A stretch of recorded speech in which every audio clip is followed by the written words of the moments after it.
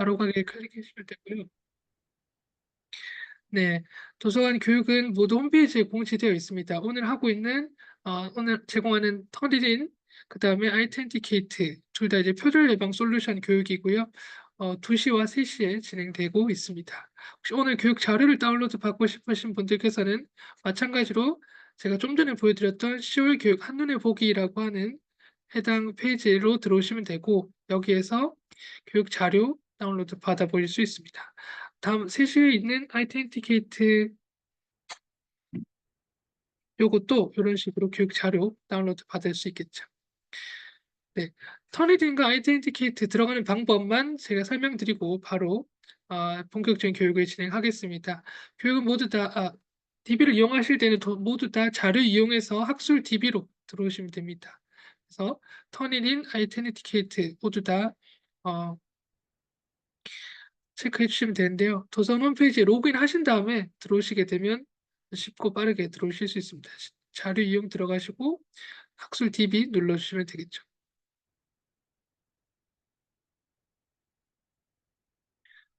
잠깐 제가 도서관 홈페이지가 조금 느려졌는데, 네, 학술 DB로 들어오시게 되면 이런 식으로 리스트들이 나올 거고요. 그 중에서 저희 터닛인 T로 가시면 되겠죠.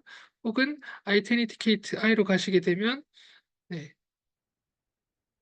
이런 식으로 여기 있는 내용들을 확인하실 수 있을 겁니다. 바로 들어가서 보시면 되고, 계정을 만드셔야 되는 부분이 있기 때문에 오늘 교육에서 그 내용을 알려드리도록 하겠습니다. 네, 지금 보시는 것 같이 네, 학술 DB 리스트에 들어오시면 터니딘 나옵니다. 그 이외에도 연구학습 지원에 가시면 제가 연구윤리및 표절 예방이라고 하는 페이지를 만들어 놨습니다. 연구윤리및 표절 예방 페이지에서 네, 표절 예방 솔루션이 있고요. 그 표절 예방 솔루션에서 터니딘, 아이덴티케이트 뿐만 아니라 카피킬러까지 있으니까 이용해 보시면 됩니다. 해당 플랫폼들 이용하는 방법 네, 이런 식으로 홈페이지 내에 다 제공되어 있다라는 거 알아주시면 좋을 것 같습니다. 그러면 저희 오늘 터니딘 이용 교육을 위해서 터니딘 코리아 김미경 차장님께서 네, 진행해 주시겠습니다. 안 들리겠죠? 우리 박수로 모시도록 하겠습니다. 부탁드립니다. 네, 안녕하세요. 소개받은 터니링 코리아의 김미경입니다. 그러면 지금부터 화면을 공유하여서 교육을 시작해 보도록 하겠습니다. 네, 그럼 지금부터 홍익대학교 학생을 위한 터니링 이용 교육을 진행해 보도록 하겠습니다. 네, 오늘 교육은 다음과 같은 순서에 따라서 진행이 될 예정이 있는데요. 먼저 간단하게 저희 터니린, 제공사인 터니린에 대한 소개를 드리고요. 이 회사 터니린에서는 어떠한 솔루션을 제공을 하고 있고, 홍익대학교에서는 어떤 것을 구독하여 사용하실 수 있는지 말씀을 드리도록 하겠습니다. 그 다음에는 이용 방법으로 바로 넘어가겠습니다. 이용 방법 굉장히 간단합니다. 회원 가입을 하신 후에 사이트에 로그인 하셔서 원하는 그 파일을 업로드함으로써 이제 검사를 하시는 거고요. 결과도 바로 보실 수가 있습니다. 그 순서에 따라서 말씀을 드릴 거고요. 오늘 교육이 끝난 후에 뒷부분에서 질의응답을 하겠지만 혹시나 오늘 묻지 못하시고 나중에 사용을 하시다가라도 궁금하신 사항이 있으시거나 지원이 필요하실 때에는 저희의 대표 연락처로 연락을 주시면 되겠습니다. 코리아 세일즈 골뱅이 터니린닷컴으로 메일을 보내주시면 저희가 다 받을 수가 있으니까요. 혹시 문의나 지원 사항이 있으신 경우에는 이때 여기로 연락을 주시면 되겠습니다. 그럼 제일 먼저 터니린에 대한 소개를 드리도록 하겠습니다. 터니린은 25년도에 이제 글로벌 회사로서 전 세계에서 가장 널리 사용되는 웹 기반 표절 예방 서비스입니다. 전 세계적으로 표절 예방, plagiarism prevention을 얘기하게 되면 가장 먼저 이렇게 나오게 되는 단어가 터니린일 겁니다. 그만큼 많은 나라에서 글로벌적으로 일종의 표준처럼, 기준처럼 이렇게 사용이 되고 있는 그런 부분이고요. 저희 터니리는 이 연구 윤리 또한 학업 윤리를 증진하기 위해서 지난 25년간 이렇게 표절을 효과적으로 예방할 수 있는 유사도 검사를 제공해 왔습니다. 현재 한국을 포함해서 140개국의 16,000개 기관에 서비스를 하고 있고요. 이 유사도 검사 결과를 제공을 드리는 방식으로 진행을 하고 있습니다.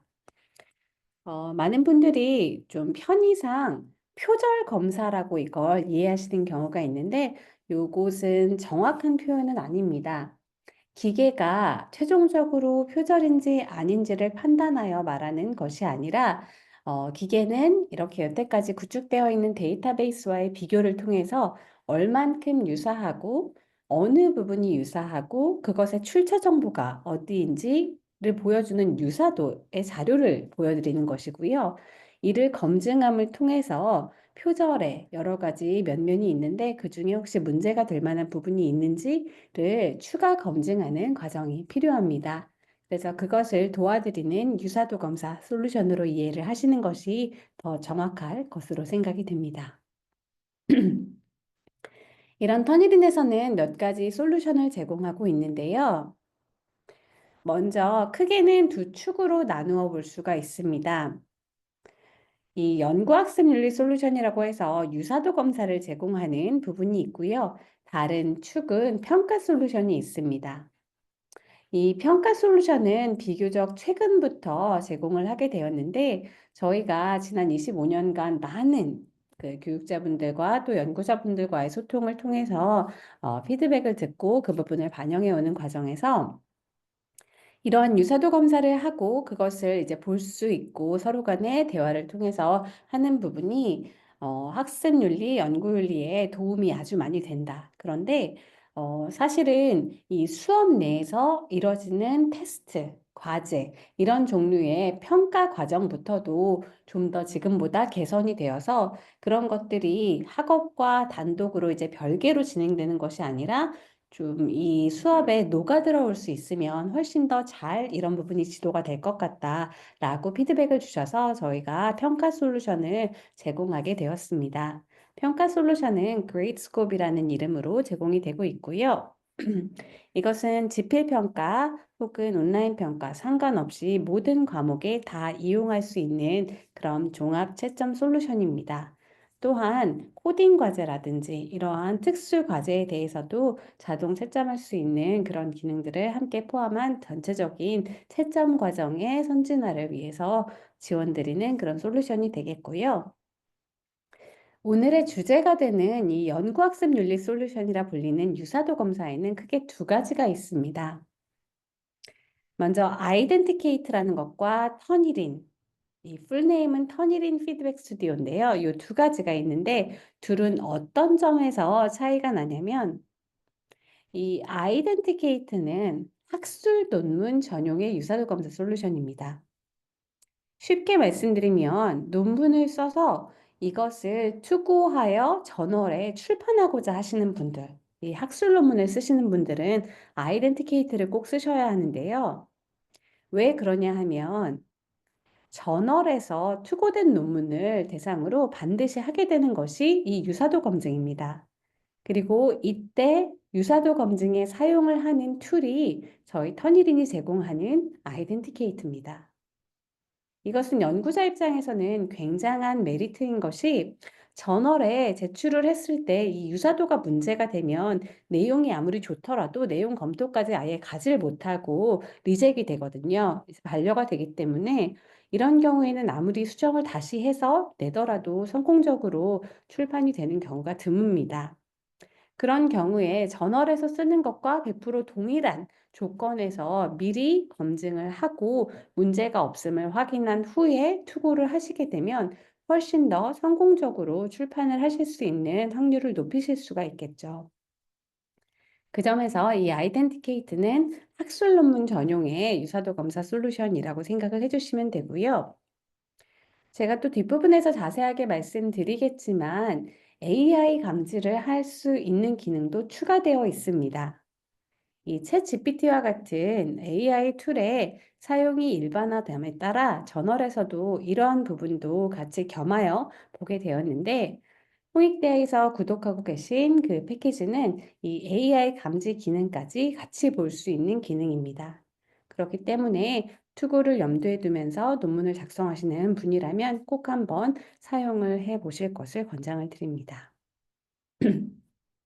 또 다른 솔루션인 터니린 피드백 스튜디오는 줄여서 터니린이라고 부르는데 이와는 목적이 좀 다릅니다.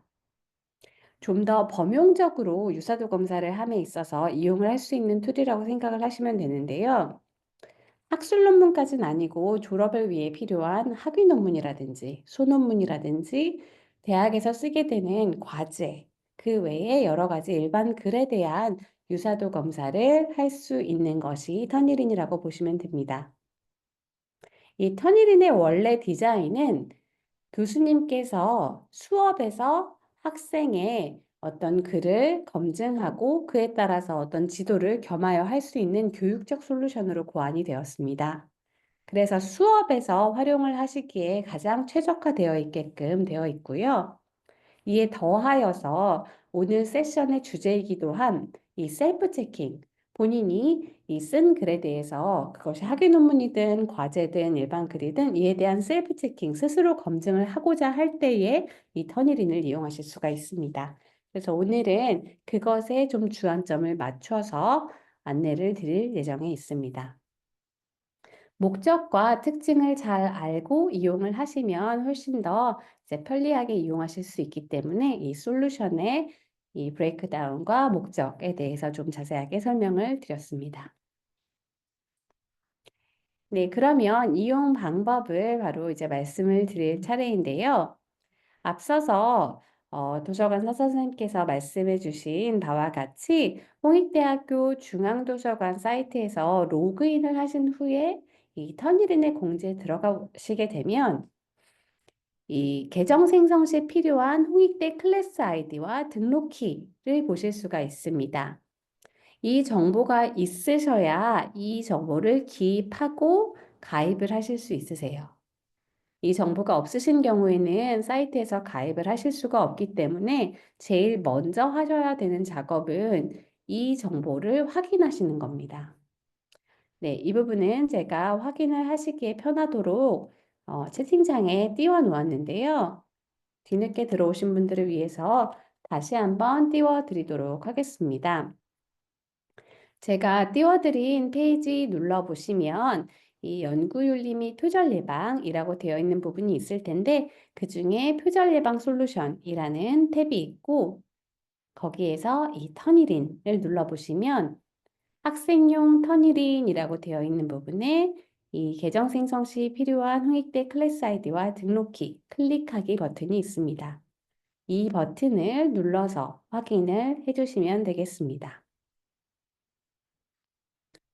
이 부분을 진행을 하신 경우에는 다음 단계로 넘어가서 회원가입을 진행을 하시면 되는데요. 여기로 넘어가기 전에 혹시나 오늘 세션에 들어오신 분들 중에서 대학원생이시고 학술 논문을 작성을 하시는 분과 같은 경우에는 아이덴티케이트를 이용하실 수 있습니다. 이 부분에 대해서는 제가 앞서서 보여드렸던 이 터니린이라고 되어 있는 페이지 옆에 아이덴티케이트라고 되어 있는 그 부분이 있을 텐데 거기 눌러보시면 신청서를 작성하는欄이 있습니다. 그래서 이에 해당이 되시는 분은 신청서를 작성해서 이용을 해 보시면 되겠고요. 그러면 지금부터는 이 학생용 계정을 만드는 방법을 바로 또 설명드리도록 하겠습니다. 홍익대학교 도서관 공지사항을 통해서 클래스 아이디와 등록키를 확인을 했다면 회원 가입을 하시면 됩니다. 회원 가입은 저희 터니린 사이트에서 하시면 되는데 제가 편리하게 이용하실 수 있게끔 직접 링크를 거기에다가 띄워 놓았습니다. 채팅창을 눌러서 확인을 해주시면 학생이라고 되어 있는 부분을 클릭해서 넘어가시면 됩니다. 학생 계정을 만드는 것이기 때문에 그리고 제일 먼저 기재하셔야 되는 정보가 클래스 아이디와 등록키입니다. 도서관 사이트에서 득하신 것을 차례로 이렇게 넣어주시면 되고요. 그 다음은 이름과 성을 기재합니다. 본인의 이름 한국어로 쓰셔도 되고 영어로 쓰셔도 됩니다. 이름과 성을 나누어서 기재를 하시고 이메일 주소는 네, 2번 기재하시되 학교 메일을 이용을 해 주십시오. 이 부분에 학교 메일을 이용하지 않는다고 해서 가입 자체가 불가한 것은 아닌데 이러한 경우에 개인 메일로 가입을 해서 이용을 하시게 되면 이용이 중지되실 수가 있습니다. 해당 서비스는 홍익대학교 소속원에게만 이제 허락이 되기 때문에 첫 번째로 클래스 아이디와 등록키 이 부분을 홍익대학교 도서관에 로그인하신 상태에서만 확인 가능하기 때문에 그로써 검증을 하는 것이고 두 번째로 확인할 수 있는 것이 이 이메일 주소 도메인입니다. 이때 홍익대학교 학교 이메일을 사용해서 그 부분에 대한 두 번째 검증을 할 수 있게끔 학교 메일을 이용을 해 주시고요. 간혹 가다가 부득이하게 지금 당장 써야 되는데 학교 메일이 없으신 경우가 있을 수 있습니다. 그때에는 일단은 개인 메일로 가입을 하셔도 로그인을 하시게 되면 학교 메일로 변경을 하실 수가 있습니다. 그 방법은 제가 조금 이따가 질의응답 때 그 부분을 보여드릴 테니까 한번 가입을 하셔서 이용을 하시면 네, 나중에라도 꼭 학교 메일을 신청해서 만드신 후에 변경을 해 주십시오. 학교 메일로 이 아이디를 설정해 주시고요. 패스워드는 2번 기재를 해 주시면 됩니다. 그리고 보안용 질문이라고 되어 있는 부분을 이제 클릭해 보시면 여러 가지 질문이 나오는데 그중에 하나를 선택해서 그에 대한 답변을 넣습니다. 그다음 하단에 로봇이 아닙니다. I'm not a 로봇이라고 되어 있는 부분을 체크하시고 동의합니다. 프로파일 작성을 클릭해 주시면 회원 가입이 끝나게 됩니다. 다음으로 로그인을 하시게 되면 이제 되는데요. 저희 사이트는 검색창에 그냥 한국어로 터니린이라고 치셔도 되고 영어로 터니린을 치셔도 되고 아니면 주소를 터니린닷컴이라고 치셔도 됩니다. 그렇게 해서 상단에 나와 있는 부분을 들어가시게 되면요. 만약에 영어 페이지로 들어오셨을 때에는 여기 상단에 지구본 모양이 있는데 그중에 한국어를 누르시게 되면 이렇게 한국어 홈페이지가 보여지게 됩니다. 혹은 직접 접속하실 때에는 kr 터니린.com을 직접 타이핑해서 들어오시게 되면 한국어 사이트로 바로 이동이 됩니다. 여기에서 로그인이라고 되어 있는 버튼을 누른 후에 제일 앞에 있는 피드백 스튜디오가 있습니다. 터니린 이용자분들은 아래 피드백 스튜디오를 선택하십시오라는 안내에 따라서 이 피드백 스튜디오를 클릭을 해주시고요. 여기에서 이메일 주소와 패스워드를 기재하신 후에 로그인을 하시면 됩니다. 네, 해당 사이트는 어디서든지 인터넷이 되는 환경이라면 자유롭게 이용 가능한 사이트입니다. 그래서 그 부분 참고해 주시고요. 브라우저는 다양한 브라우저를 다 지원을 하는데 그중에 저희가 가장 이제 추천드리는 것은 크롬입니다. 최적화되어 있는 브라우저는 크롬이기 때문에 참고해 주시고요. 검사는 또한 다양한 파일들을 지원을 하는데 그중에 최적화되어 있는 것은 MS 워드와 아도be PDF입니다. 참고로 알아주시고 이러한 파일들 안에 들어있는 텍스트가 이 유사도 검사의 대상이기 때문에 스캔한 형태의 어떤 이미지 파일이라든지 워터마크가 찍혀 있는 PDF 이런 것들은 이 검사에 적절한 그러한 형식이 아닙니다. 네, 로그인을 해서 들어가시게 되면 처음에 클래스 아이디와 등록키를 홍익대학교 전용의 것으로 넣고 가입을 하셨기 때문에 여기 클래스명이라고 되어 있는 것에 이제 홍익대학교라고 되어 있는 그러한 파란색 글씨가 보이실 겁니다. 그 부분을 클릭을 해주시면 되고요. 거기에 보시면 여러 개의 파란색 열기, 오픈이라는 열기 버튼이 보이실 겁니다. 이 열기 버튼을 눌러서 검사를 하시면 되는데요. 하나 선택하여서 눌러보시면 다음 화면에서 제출물 업로드라는 파란 버튼이 보일 거고요. 네, 직관적으로 그걸 클릭해 보시면 제목 넣고 파일 선택하는欄이 있습니다. 다음 화면에서 업로드 및 평가 버튼을 누르고 그 다음 터니린의 제출을 누르시면 끝입니다. 참고로 업로드 유형은 이렇게 파일을 업로드하는 건이 있고요. 두 번째 보시면 텍스트 입력이라고 해서 직접 타이핑을 하시거나 복사 붙여넣기 하는 방식으로 그 텍스트를 검사하실 수도 있습니다. 만약에 검사를 원하시는데 파일을 준비하지 않으신 경우에는 이 방법으로도 가능하고요. 20단어 이상의 텍스트가 있으면 유사도 검사가 가능합니다. 그 옆에 있는 클라우드 제출은 네, 드라이브에 있는 그런 문서를 끌어다가 이제 검사할 때에 쓰는 유형입니다. 이렇게 유형이 여러 가지 있다는 것을 알아두시고 업로드 관련해서 몇 가지 더 말씀드리고 싶은 사항은 여기 들어가 보셨을 때 파란색 열기 버튼이 여러 개가 있죠.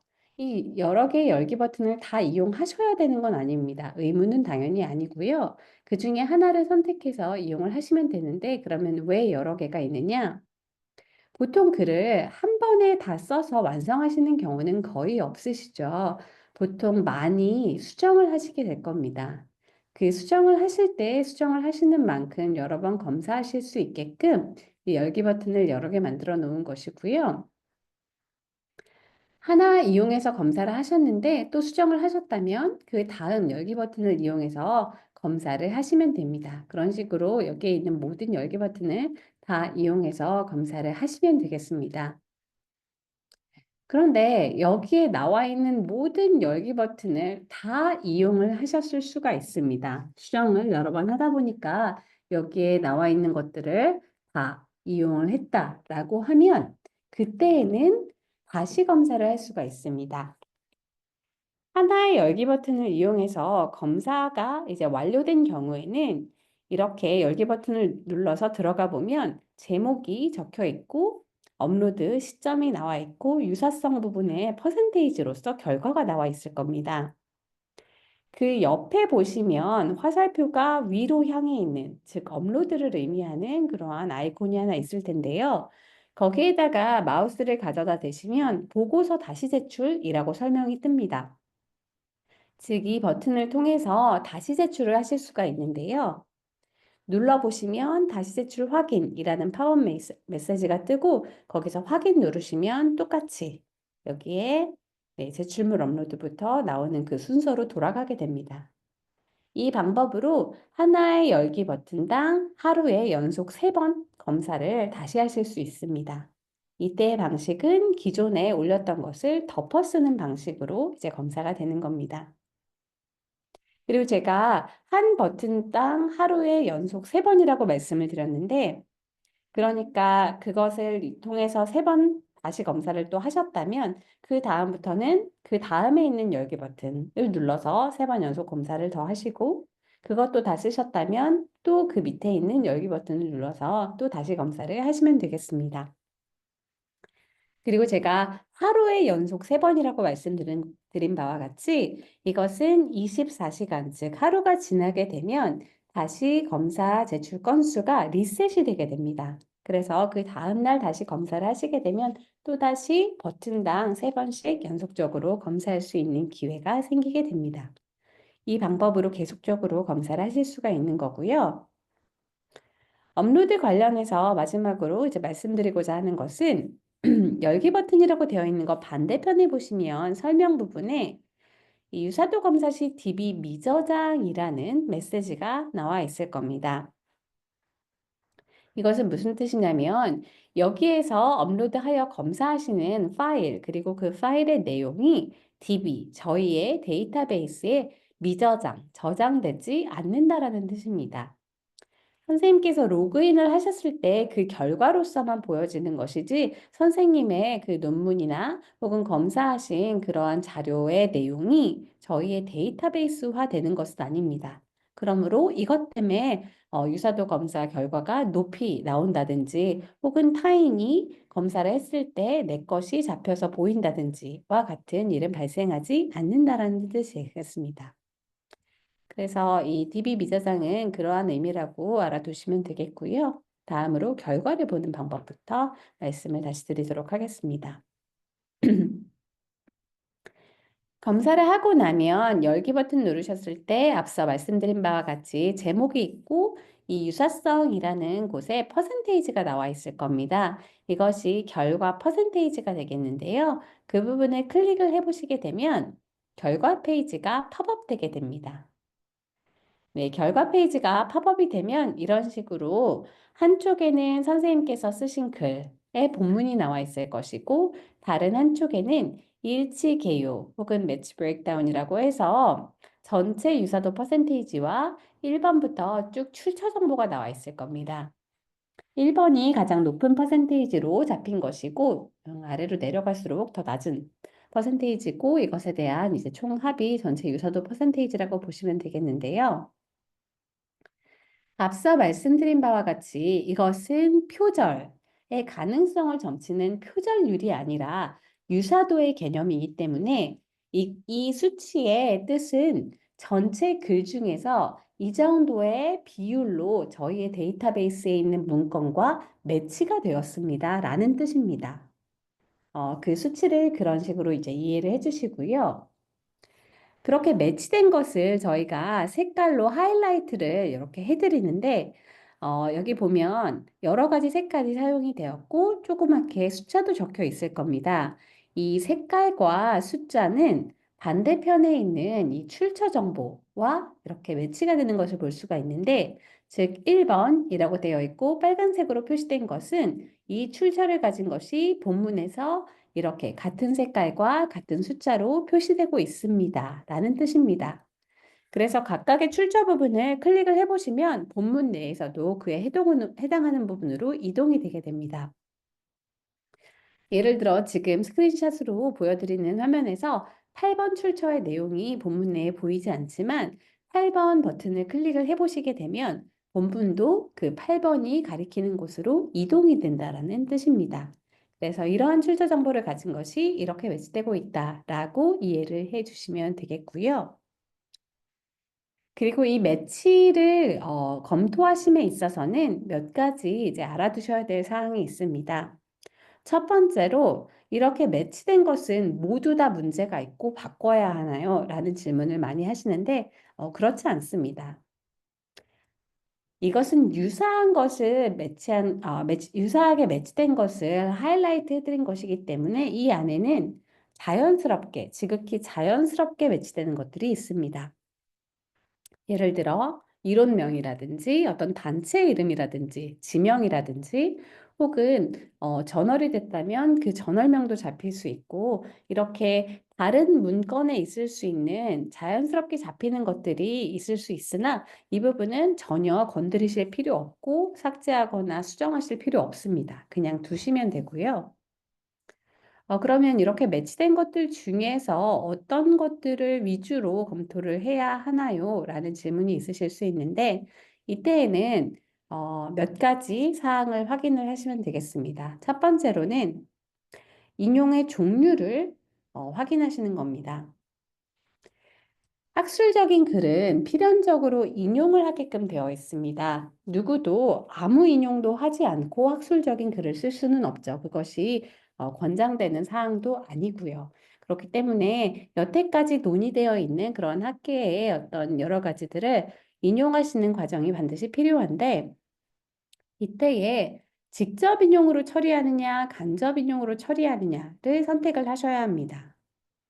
간혹가다 이것을 특별한 기준 없이 그냥 본인이 원하는 대로 직접 인용을 썼다가 간접 인용을 쓰는 이런 방식을 취하실 때가 있는데 그렇게 하시면 안 되고요.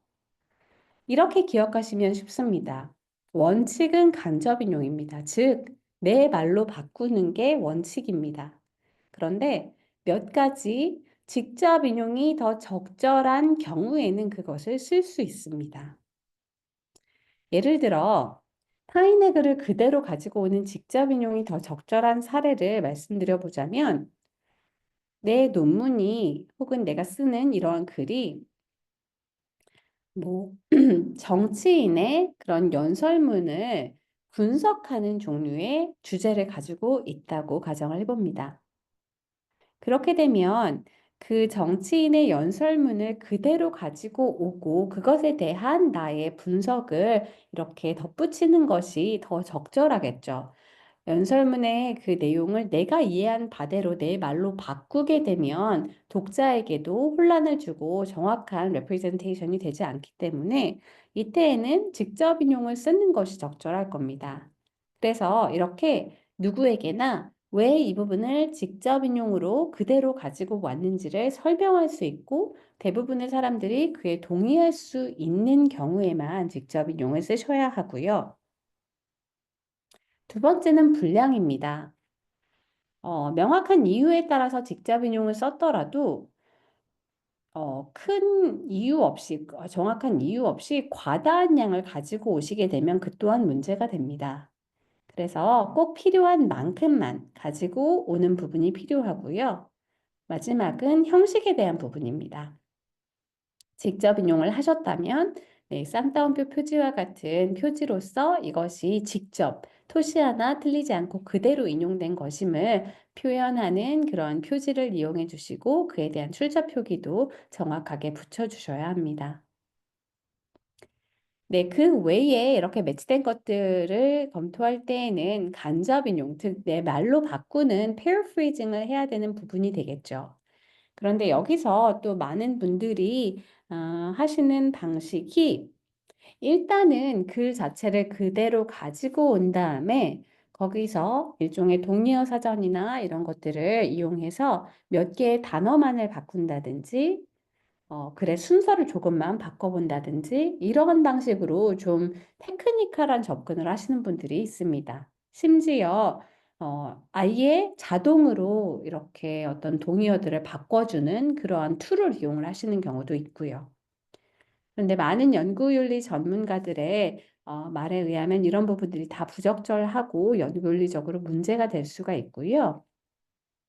paraphrasing을 하실 때에는 네, 본인이 그 저자의 말을 이해한 바에 따라서 아예 덮어버리고 직접 작성하는 것을 원칙으로 합니다. 이해한 말을 잘 녹여낼 수 있게끔 본인이 직접 작성을 하고 그 부분에 대해서는 타인의 아이디어이므로 그에 대한 출처 표기를 또 반드시 해주셔야 됩니다. 네, 그 부분에 있어서 이렇게 매치된 것들, 하이라이트가 된 것들에 문제가 없는지 이 몇 가지 원칙들을 들어서 생각을 해보았을 때 문제가 될 만한 부분들이 남아있지 않은지를 위주로 검토를 해주시면 되겠고요. 그러면 몇 가지 기능에 대해서 더 말씀을 드리겠는데요. 이 빨간색 부분 중에 두 번째, 즉 그래프 모양으로 생겨 있는 이 버튼을 누르시게 되면 모든 소스라고 해서 모든 출처 정보가 다 펼쳐져서 보여지게 됩니다. 대부분 유사하게 매치된 것들에는 한 개 이상의 출처가 있습니다. 이러한 내용들이 한 곳에서만 재언급이 되는 것이 아니라 여러 문건에서 재언급이 될 수 있기 때문에 출처가 여러 개 있을 수 있는데 제일 첫 번째 보여드리는 화면에서는 이제 가독성을 높이기 위해서 그 중에 대표 출처 하나만 꼽아 보여드리는 것이고요. 두 번째 버튼을 누르시게 되면 모든 출처를 다 펼쳐서 보여드리게 됩니다. 그리고 그중에 오픈 액세스로서 누구나 열람이 가능하게 열려 있는 그런 출처라면 가운데 책 모양의 아이콘을 누르셨을 때 이 부분에 대한 전체 소스 텍스트를 보실 수가 있습니다. 네, 빨간색 중에 세 번째에 해당하는 이 깔때기 모양의 아이콘은 필터 및 설정이라는 기능입니다. 여기에서는 크게 두 가지를 제외해 볼 수 있는데요. 먼저 인용문 제외에 해당하는 직접 인용에 대한 제외, 그 다음은 참고 문헌에 대한 제외입니다. 인용을 처리할 때 어떤 것은 직접 인용으로 하고 어떤 것은 간접 인용, 즉 내 말로 바꾸는 것을 사용하기 때문에 그 부분 나눠서 검토하실 수 있게끔 이 인용문 제외를 하시게 되면 직접 인용에 해당하는 부분이 결과에서 제외되게 됩니다. 그럼 그 상태로 간접 인용을 먼저 검토하시고 그것이 끝나면 직접 인용을 검토하시는 방식을 취하시면 되겠죠. 참고 문헌도 마찬가지입니다. 참고 문헌도 내용적인 검토를 할 때는 필요가 없기 때문에 잠깐 제외해 놨다가 그것이 끝나고 나면 제외를 푸시면 되는데요. 네, 방법은 여기에 깔때기 모양의 아이콘을 누르시고 각각 원하시는 제외 유형을 보시면 거기에 박스가 있습니다. 이런 네모칸이 있는데 그걸 클릭해 보시면 V자로 체크가 생기는데 그 상태에서 변경사항 적용을 눌러주시면 제외가 되고요. 그렇게 했던 박스를 다시 한번 클릭하시면 체크가 풀리는데 그 상태로 변경사항 적용을 다시 한번 누르시면 그 제외했던 것이 다시 복원됩니다. 그러한 방식으로 일시적으로 제외하였다가 복원하는 그러한 필터 및 설정 기능을 이용하실 수가 있습니다. 그리고 유사도 검사를 하신 다음에는 이 부분을 프린트하여서 제출하셔야 되는 경우가 있을 겁니다. 특히나 학위 논문 쓰신 후에 유사도 검사, 이 표절 검사 하시는 경우에 이 결과 보고서를 내셔야 될 상황이 생길 텐데요. 이때에는 여기에 있는 숫자 버튼을 한번 클릭을 해주시고 하단에 다운로드 아이콘, 즉 화살표가 아래로 향해 있는 버튼을 누릅니다. 그 중에서 현재 보기를 눌러보시면 지금 현재 보는 화면 그대로가 이제 PDF로 다운로드 받아지는 것인데요. 맨 앞에 있는 그 제목이라든지 업로드 관련된 사항이 적혀 있을 것이고 가운데에는 본문이 있을 겁니다. 그리고 하이라이트 된 부분들이 보여질 거고 가장 뒤쪽에 이 독창성 보고서라고 하여서 퍼센테이지와 대표 출처 그리고 이런 제외 여부 등이 적혀 있는 이러한 페이지가 있습니다. 네, 이 부분을 주요하게 다운로드해서 출력하여 제출을 하셔야 되는 부분인 거고요. 현재 보기라고 되어 있는 것과 이제 같이 있는 것 중에 디지털 수령증이라는 것이 있을 겁니다.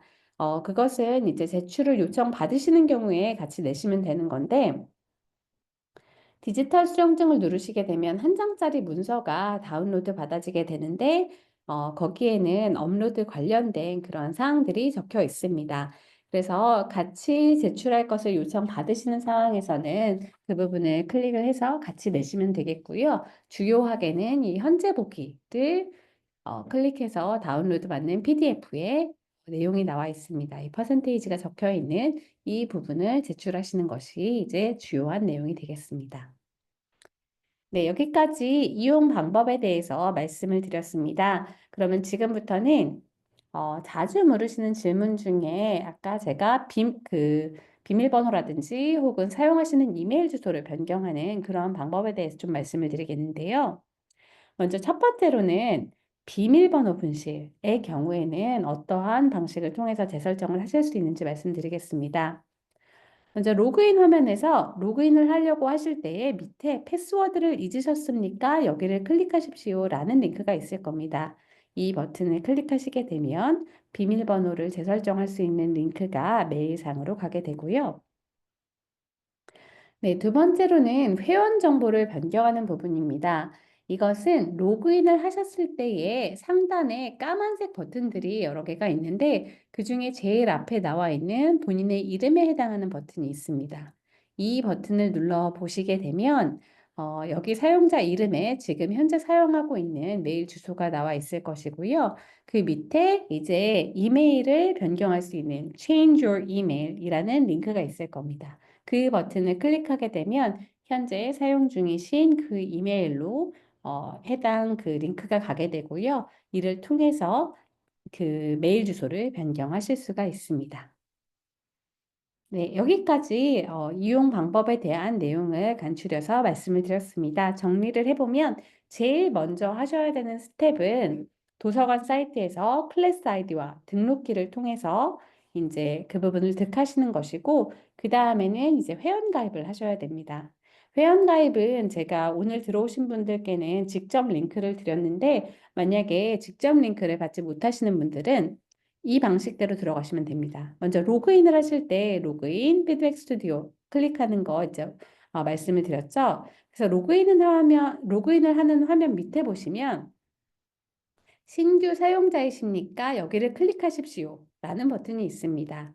네, 이 버튼을 클릭하면 제가 아까 전달드렸던 그 링크, 사용자 프로파일 만들기라고 해서 학생을 선택하는 부분이 나옵니다. 여기를 눌러서 클래스 아이디와 등록키를 넣고 가입을 하시면 되겠습니다. 네, 그러면 제가 준비한 내용은 여기까지 말씀을 드리고 혹시 질문이 있으신 사항은 채팅창이나 Q&A 박스를 통해서 남겨주시면 지금 답변 바로 드리도록 하겠습니다. 감사합니다. 아, 네.